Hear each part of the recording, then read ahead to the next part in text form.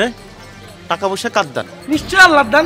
এই তো বুঝছ, তো টাকা পয়সা আল্লাহর দান, আল্লাহ আমারে দিছে, এটা আমি খাম, ওই লোকটারে তো মুখা। ভাই আপনি এটা কি করছেন? রোজা রেখে তো সিগারেট খাওয়া জায়েজ নাই, তাছাড়া এটা সম্পূর্ণ হারাম। আরে মিয়া, আপনি তো তাই কিছুই জানেন না। আরে আল্লাহ খাইতে নিষেধ করছে, আমি কি খাইতেছি? আরে বেটা, কোরআন তেলাওয়াত করার জন্য তো আমাদের মসজিদে 2 জন হুজুর নিয়োগ দেওয়া হয়েছে।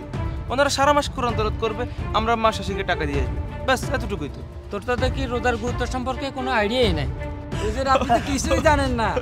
ওই দোকানগুলোর পর্দা উঠাইলে এলাকার বড় বড় রুই কাতলদেরকে খুঁজে পাওয়া যায়।